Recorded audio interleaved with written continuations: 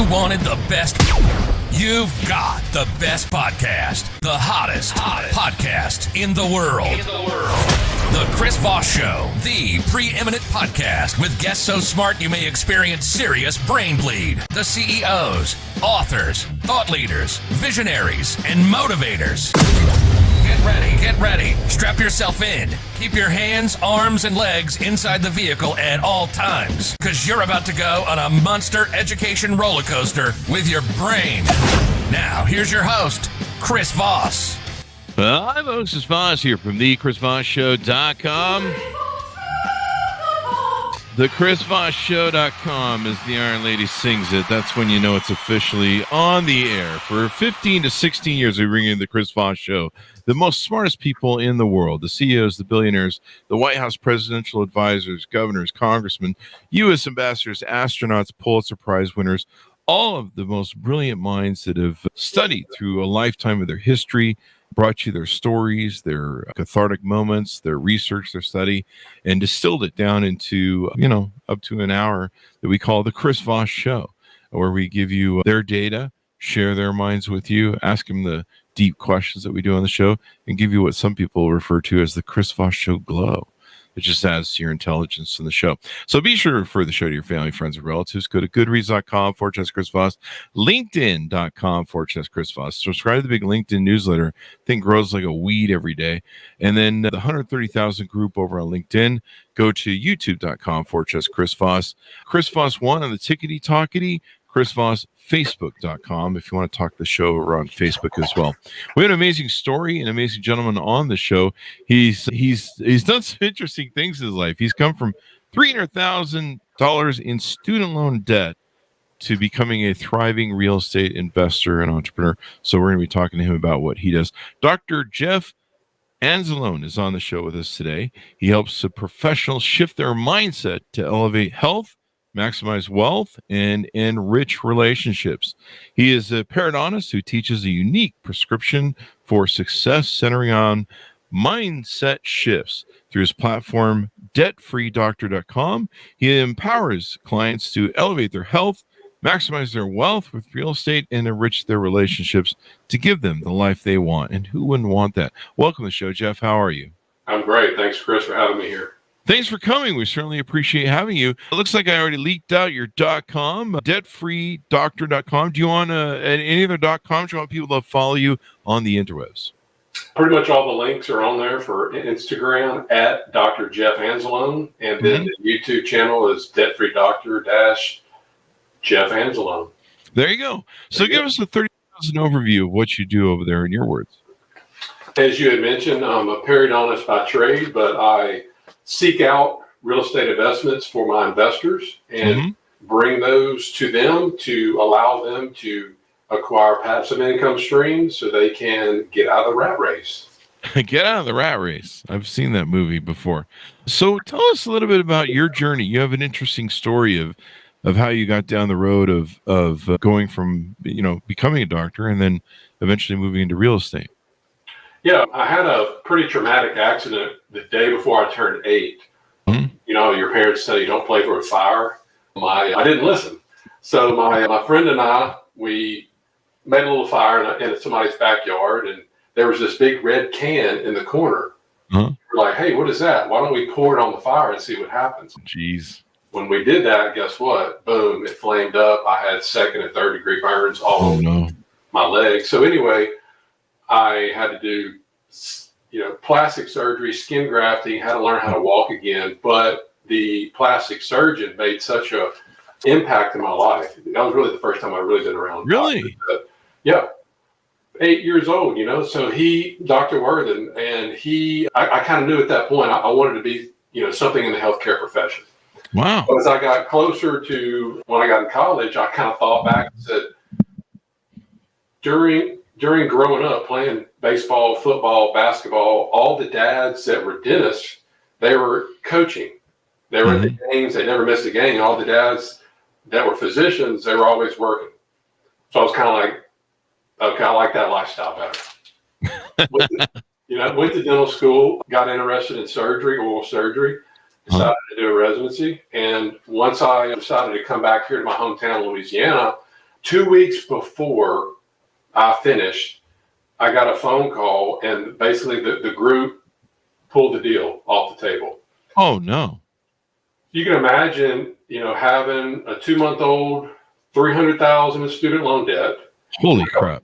We'd already bought a house with the interest-only loan, and it's, what the hell do you do? I just remember I've never been that scared in my life. It was just like, they don't teach you how to run a business or practice in dental or medical school.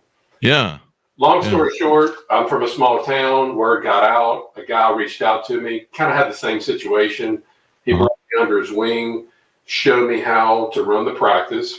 And then 2 years later, I bought a building, started my own practice. Back then, Dave Ramsey was like the only, quote, financial guru back then. This was like 2005, 2010, Yeah. He's the big get out of debt guy. So after 8 years, I was able to get out from under the debt, that including the house. So I started up that blog, Debt Free Doctor, to kind of teach people my journey.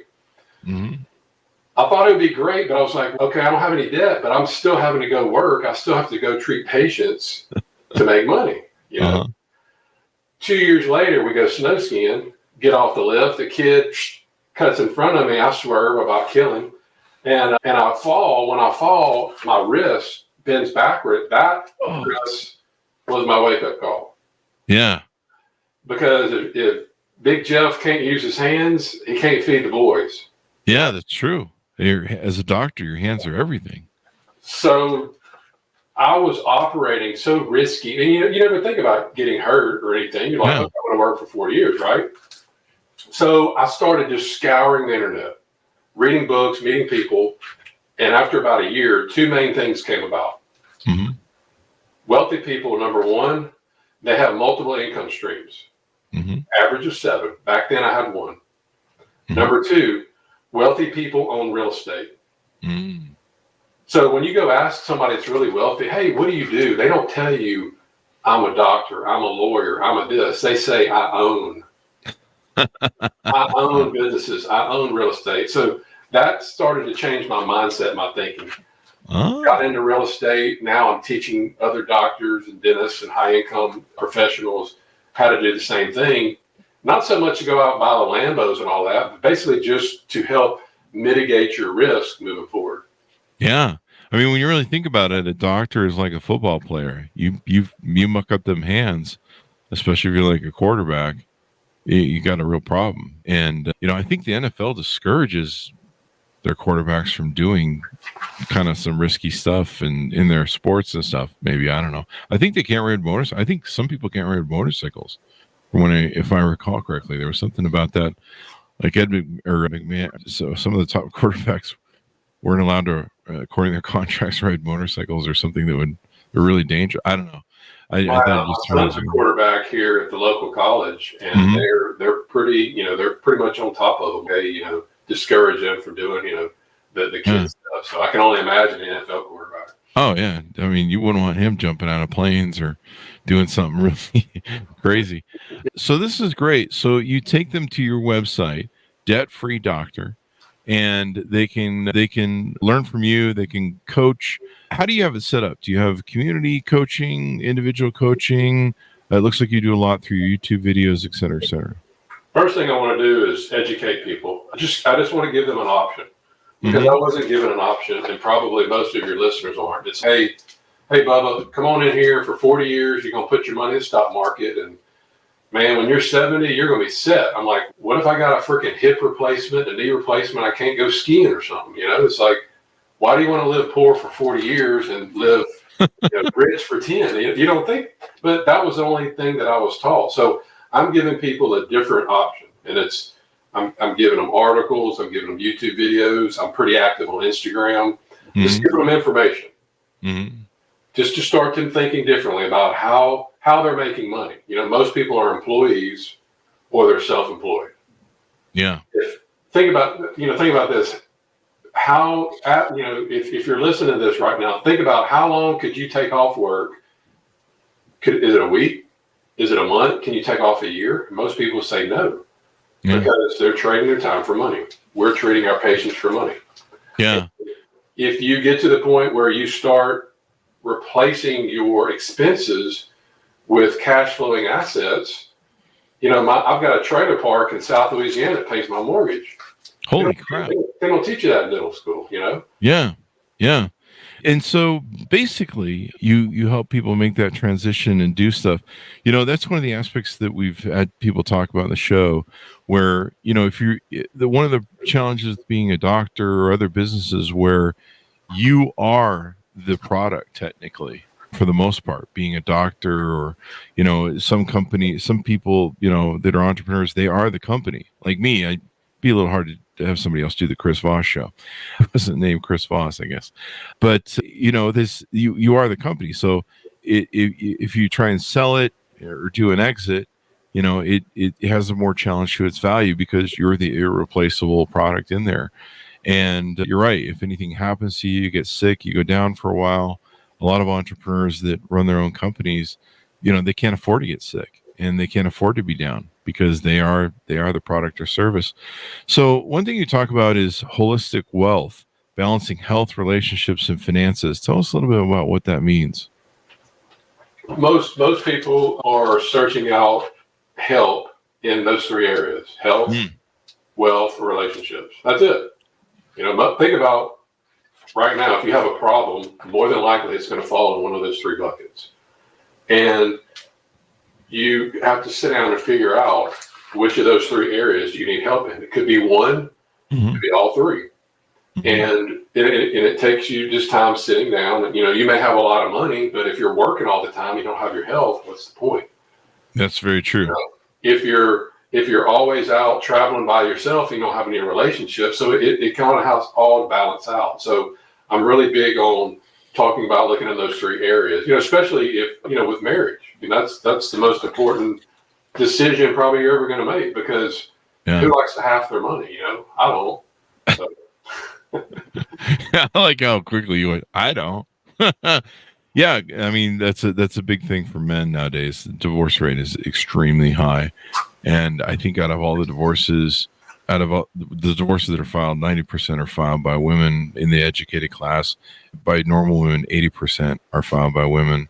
There's something going on there, but that's for another show. But it's a thing where you've got to protect your assets, protect your liabilities, your businesses. I remember living in a state at one point when I was engaged to someone and looked up the marriage, whatever codes, whatever rules and regulations, and realized that all of the companies I had in my empire that my business partner and I spent 13 years building, if I was to get married in those states, they would immediately become 50% shareholders in them. And I was like, what the fuck? So, you got to keep your head about you on that. So it sounds like you teach everybody all the different aspects of financial well-being. Yeah, I'm more active on Instagram, showing sort of more of the lifestyle stuff.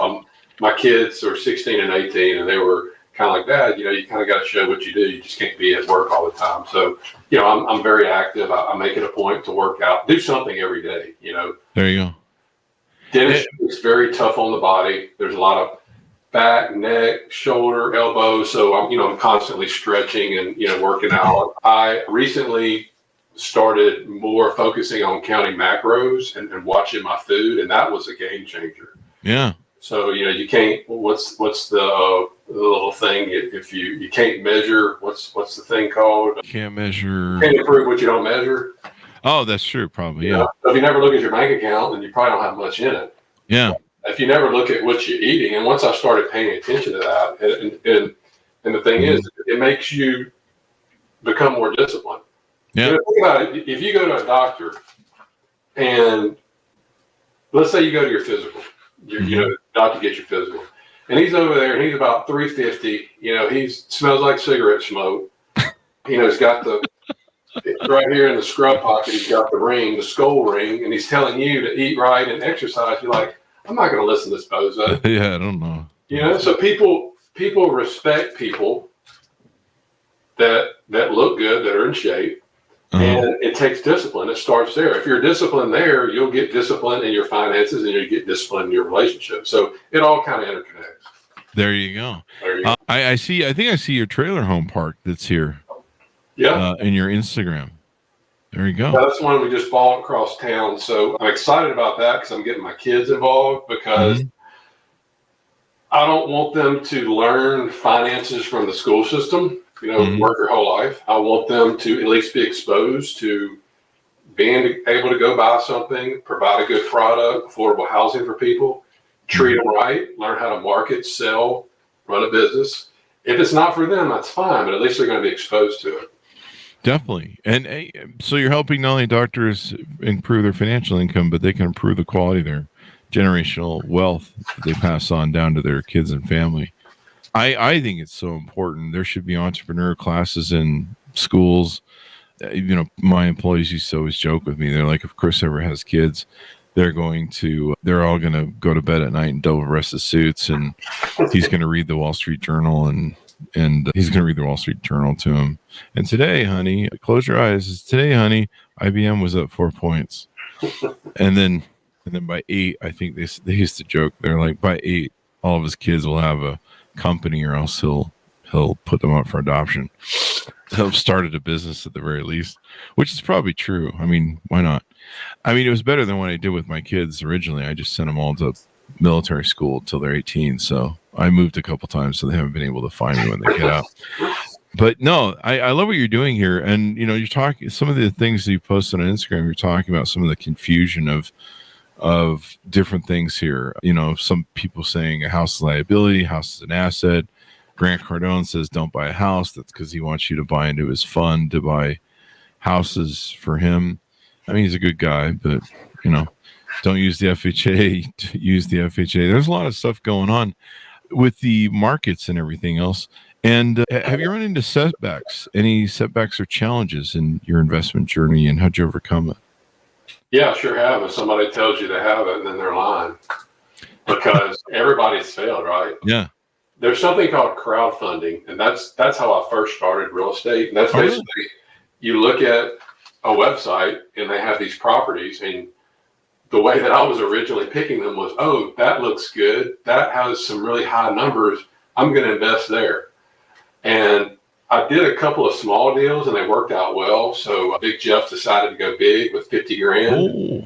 Yeah. With a Tulsa, Oklahoma apartment complex. Uh-huh.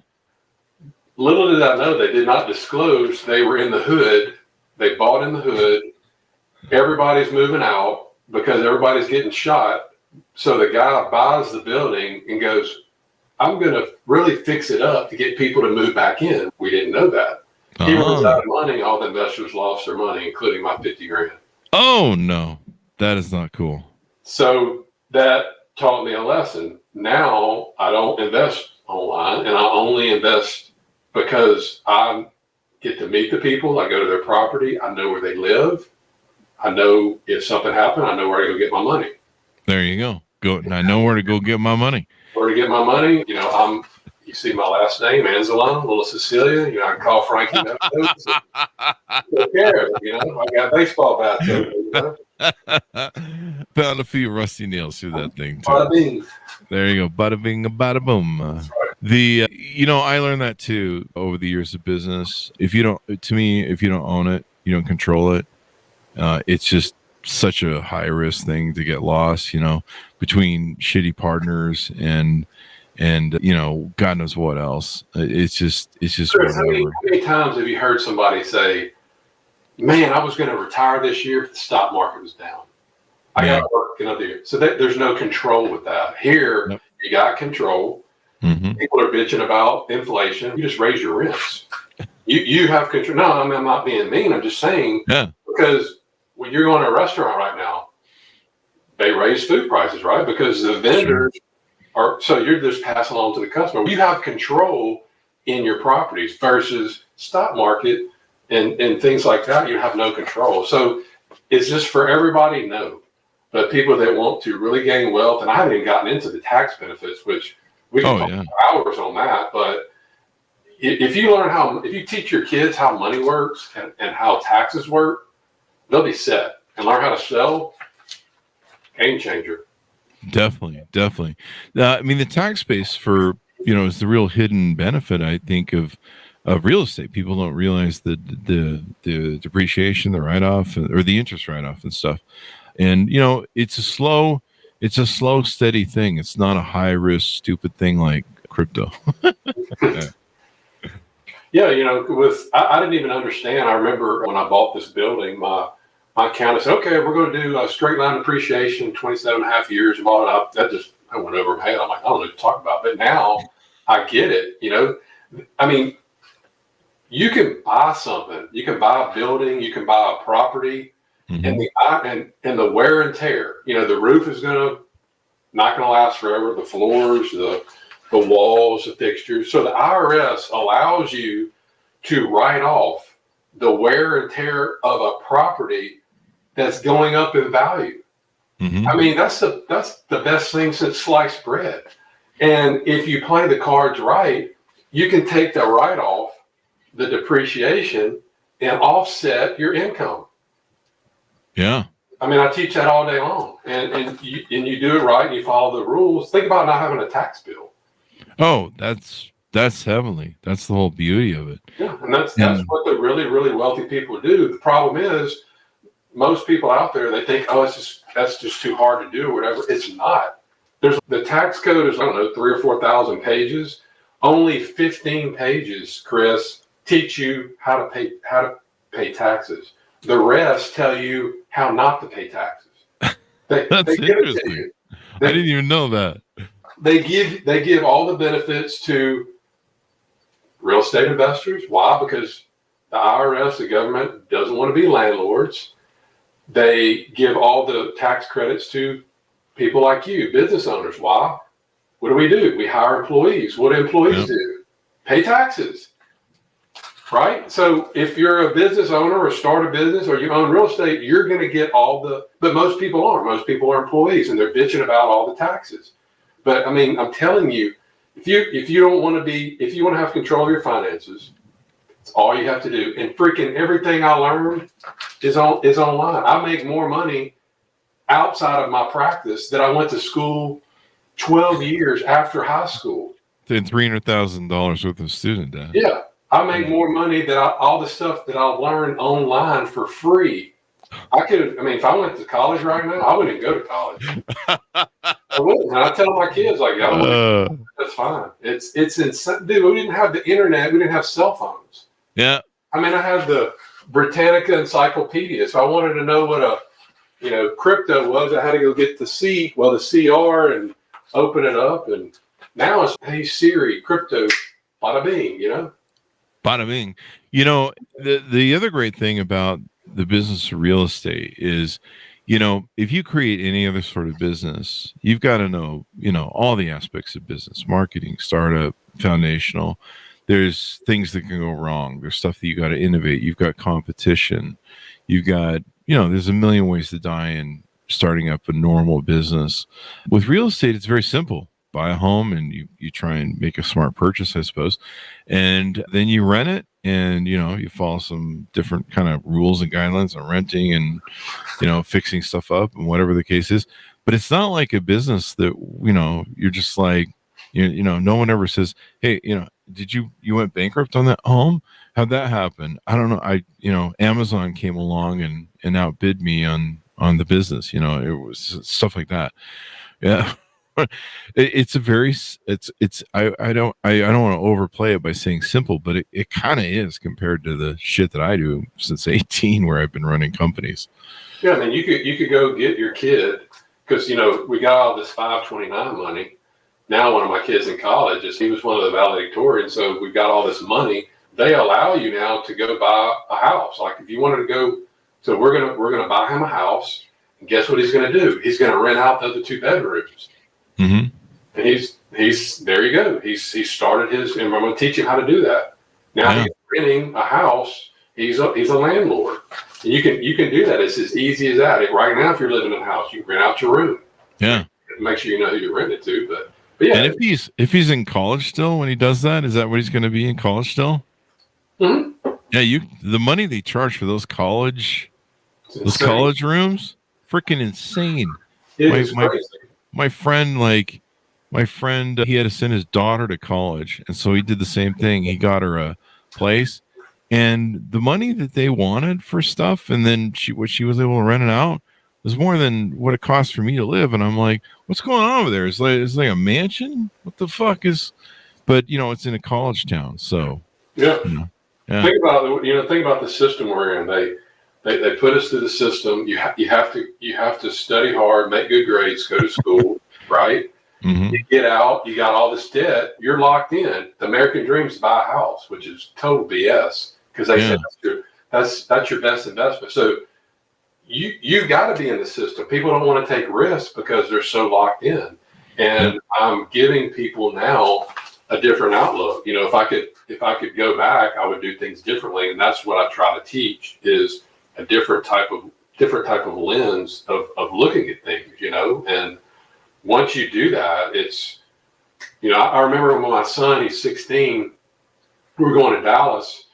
He was like, I don't know, 10 or 11. And he's like, we passed like this huge apartment complex on the side of the interstate, I-20.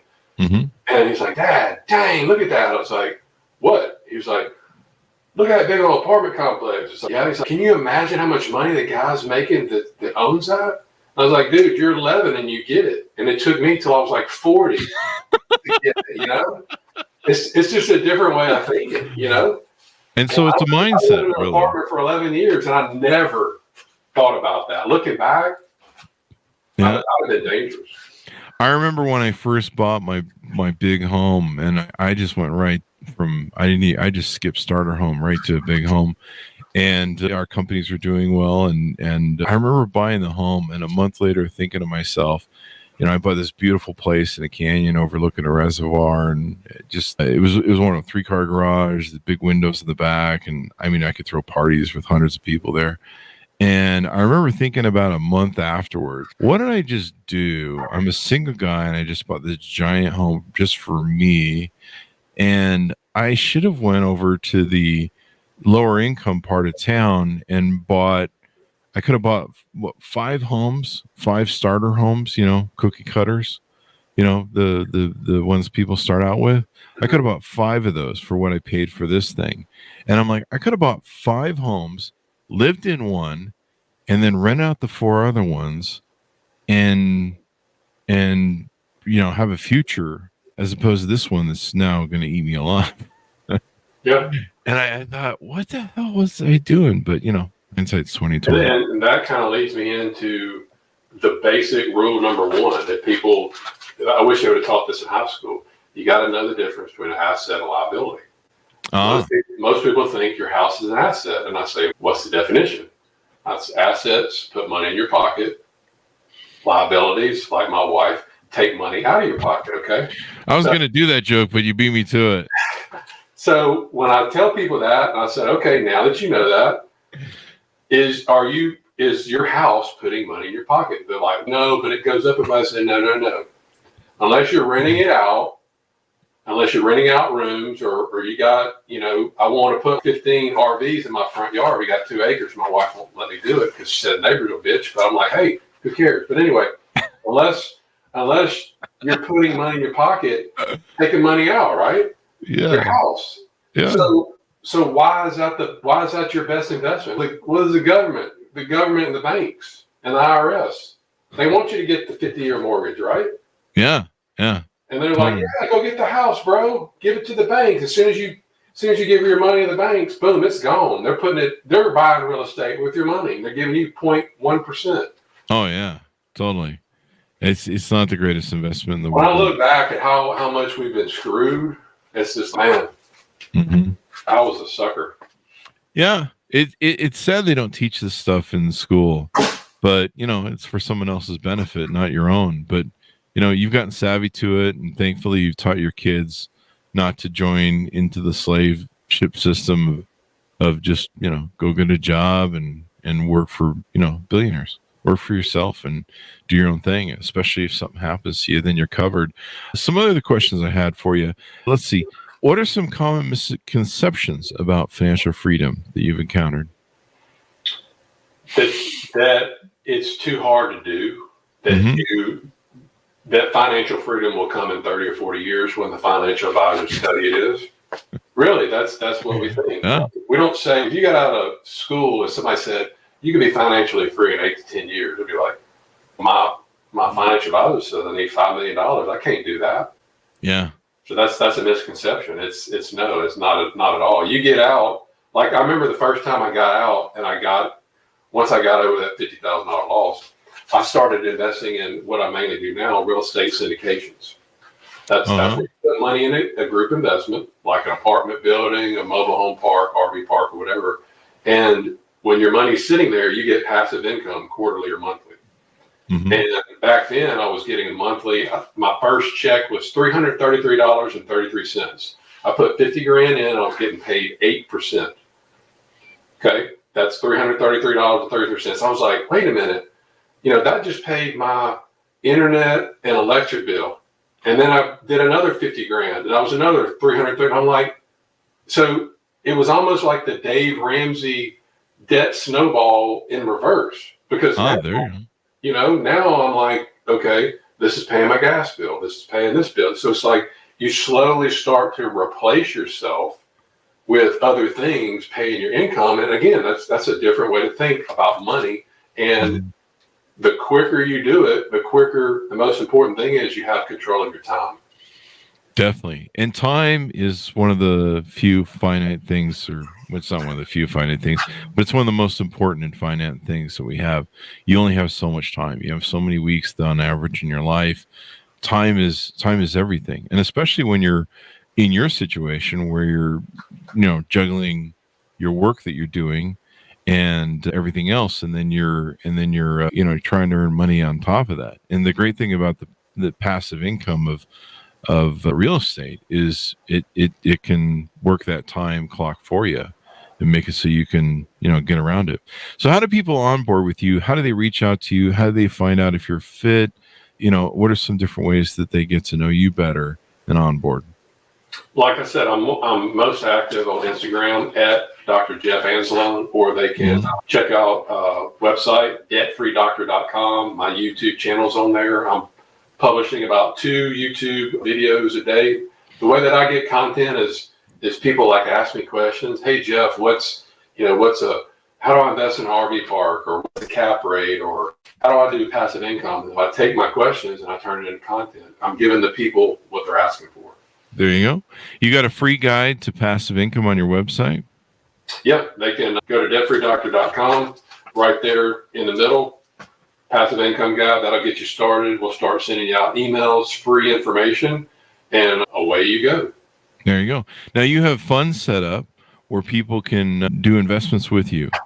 Yeah, if they want to invest in projects alongside of me, they can do that, and they just put their money in, and then basically we pay you a return. We shoot to double your investment about every 5 to 6 years. Wow, it's pretty damn good.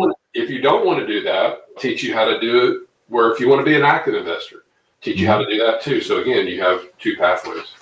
You got full control there, and you got an investor log on your site, education hub, and all that good stuff. So this is pretty amazing, and you teach people through this whole thing. Is there a minimum accreditation they need to have as investors, or to be coached by you? If you want to invest alongside of me in my deals, you have to be an accredited investor. If you want to go invest on your own, we teach you how to do that. You don't have to be an accredited investor. Okay. I will tell you guys, if a redneck from Louisiana can do this, like literally all I used to be able to do is turn a computer on. And I taught myself, if you go back to the one skill that started this is the reason why Chris and I are talking right now, is I learned how to start a blog for free online. Oh. That's it. I started debtfreedoctor.com, and then it just kept on going. So I encourage you, if you have a skill, or if you're interested in doing something as simple as starting a blog or a YouTube channel. I mean, think about what you do for a living. Think about what you know. Like my dad has a hardware store. He can fix things. I'm encouraging him to start a YouTube channel where he shows how to fix stuff. I can't fix nothing, but anybody can provide value to people. And the more value you can provide people, the more money you make. Most definitely. Yeah. I mean, that's providing value. There you go. Yeah. So this has been super insightful to have you on the show. Give us the .com one more time for fun as we go out. Debtfreedoctors.com. There you go. Thank you very much, Doc, for coming on the show. We really appreciate it. My pleasure. There you go. And thanks to my audience for tuning in. Go to goodreads.com/Chris Voss, youtube.com/Chris Voss, linkedin.com/Chris Voss. Subscribe to the big LinkedIn newsletter. Comes out every weekday. People love it for some reason. It's us. What can you say? The big 130,000 LinkedIn group, chrisvossfacebook.com, and Chris Voss 1 on the Tickety Talkety. Thanks for tuning in. Be good to each other. Stay safe, and we'll see you guys next time.